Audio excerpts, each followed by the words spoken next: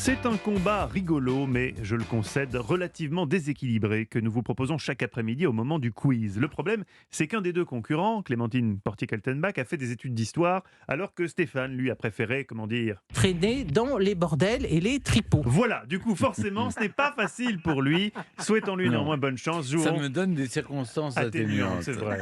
Jouons à Burn to be Alive. Vous savez comment a fini le comte de Horn, Stéphane, hein, Pardon roué en place. Oui. Vous avez sorti cette phrase de ma chronique sur le comte de Horn qui a fini roué en place publique. Hein. Oui. Oui, mais vous savez que ça l'excite. Ne lui parlez pas trop de ça. Question numéro 1 pour vous, Stéphane Bern. 22 novembre 1911. À l'époque, les journalistes avaient le courage de leurs opinions. Gustave Théry et Pierre Mortier se battent en duel à l'épée au Vélodrome du Parc des Princes parce que l'un des deux avait dit que le boxeur Georges Carpentier avait triché. Vrai ou faux? En quelle année 1911. ils se sont battus parce qu'il y en a... Parce que les journalistes, et l'un des deux journalistes avait accusé le boxeur Georges Carpentier d'avoir triché dans un combat. Ils se sont provoqués en duel pour... C'est plausible, allez, disons oui. Vous avez perdu. Première question, premier piège. Oui, mais Ils voilà, se c'est- sont battus en duel à l'épée, Ouais. mais à propos de Marie Curie. Cette dernière était veuve depuis peu et elle a eu une liaison avec un autre physicien. À l'époque, soit on Angevin. défendait Marie Curie, Angevin. exactement, en disant qu'elle faisait ce qu'elle voulait de sa Mm. vie privée, soit on en disait pique-pendre. Il y a eu plusieurs duels à ce propos entre des journalistes. Question numéro 2 pour vous, Clémentine. Avant de mourir, James Dean avait enregistré un spot de pub pour la sécurité routière. Vrai ou faux?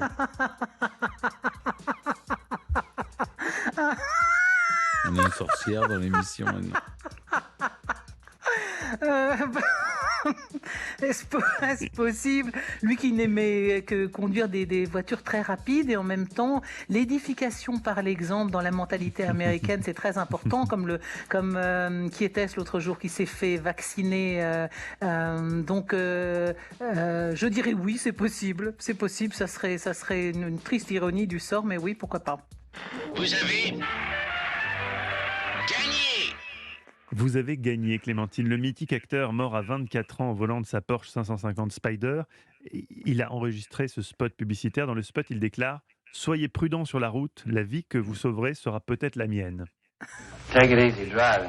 The life you might save might be mine. Et oui, il rigole derrière, en rire funeste quand on sait ce qui s'est passé après sur la route. Question numéro 3 pour vous, Stéphane. Attention, reprenez-vous. Si Oh vous non, allez au bois de Boulogne, Stéphane. Ah, ça y est, là, on a le Stéphane. Là, je vous dis, on a le Stéphane mauvais perdant. Il bougonne avant même la question. Parce qu'il n'a pas eu Il bon à la première ronchonne, réponse. oui. On dirait mon fils quand on joue au Trivial Poursuite. Une mauvaise réponse, ensuite, il ne veut plus jouer. Stéphane, si vous allez au bois de Boulogne, Oui. vous pouvez peut-être en profiter pour aller au jardin d'acclimatation. Aujourd'hui, c'est un bel endroit. Mais à la fin du 19e siècle, on y a exhibé des Inuits Oui, comme authentiques absolument, bêtes de foire. Vrai ou absolument, faux? C'est vrai. C'est vrai? Oui. Vous avez gagné. Vous avez gagné, Stéphane. Mm. Terrible histoire que celle de Abraham Ulrikab. Il a suivi un Norvégien avec des amis. Et sa famille, croyant faire fortune. En plus d'être exhibés dans différents zoos d'Europe, ils vont tous rapidement périr de la variole. L'homme qui les avait conduits avait oublié de les vacciner. Vraiment une belle histoire. Question numéro 4 pour vous, Clémentine. Vous êtes à égalité, alors attention. Le premier chewing-gum de l'histoire a été mâché il y a 5700 ans. Vrai ou faux? Oui, je pense que c'est vrai que, vous savez, c'est comme la saponaire, plante qu'on utilisait pendant la Oui. guerre pour se savonner, la lentisque qu'on utilisait pour se brosser les dents. Je pense que peut-être la gomme de caroube, il y a certainement une gomme aux vertus un petit peu élastiques, ou peut-être mâcheton de l'EVA. Oui, je le crois volontiers. Je réponds oui. Clémentine, je vous repose la question pour être bien précis. Le premier chewing-gum de l'histoire a été mâché il y a 5700 ans. Oui, Alors, mais ça ça ne s'appelait s'appelait pas pas chewing-gum. chewing-gum. Vrai ou Ça faux? s'appelait le pas chewing-gum. piège. Vous croyez que c'est C'est ça le piège, Ah oui, je Stéphane? pense. Ouais. Là, vous allez tomber à pieds Bon, ça joints. ne s'appelait pas un chewing-gum, donc très bien. Alors je réponds non. Vous avez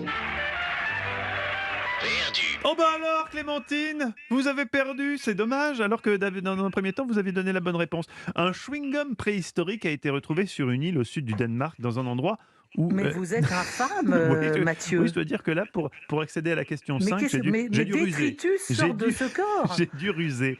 Alors figurez-vous, ce chewing-gum préhistorique a été retrouvé dans une île au sud du Danemark, dans un endroit où la boue préserve particulièrement bien les restes organiques. Le chewing-gum était une pâte noirâtre obtenue en chauffant l'écorce de bouleau, un arbre qui a des vertus antiseptiques idéales pour soulager par exemple un mal de dents.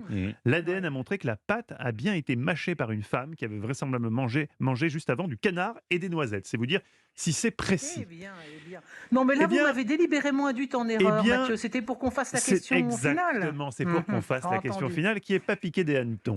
Question numéro 5 pour vous deux. Histoire du cinéma. J'y connais rien. Quel comédien Moi ou non plus. comédienne, écoutez bien la question, la formulation de la question. Quel comédien ou comédienne n'a jamais tourné dans un film érotique? 4 propositions. Fabrice Lucchini, Charlotte de Turckheim, Michel Leb, aucun des 3. Aucun des trois. Aucun des trois. Bonne réponse de Clémentine Porté-Keltenbach qui a été plus rapide. Aucun des 3. Lucchini a joué dans Emmanuel 4.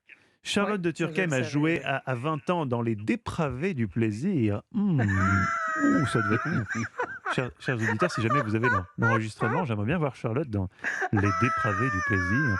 Quant à Michel Leb, pour payer ses études à 25 ans, il a joué, tenez-vous bien, dans Godfinger. Certaines chattes n'aiment pas le mou. Et ça, je dois dire que dans la hiérarchie des titres érotiques, il est assez... Certaines chattes n'aiment pas le Oui, mot. alors qu'en fait, C'est vous pas savez, mal. ça n'est jamais qu'un mot latin. C'est gaude mihi, c'est-à-dire rends-moi joyeuse. Ah oui, c'est vrai. Oui, c'est un mot latin. Le mot God Miché, ça vient de là. C'est gaude mihi, réjouis-moi. Réjouis-moi, c'est joliment dit. Bravo en tout cas On Clémentine. apprend, vous voyez, des choses. Vous, en même vous temps. remportez le quiz brillamment. Oh, pas brillamment, c'est déjà. non. Oh, bah dis donc, mauvais joueur.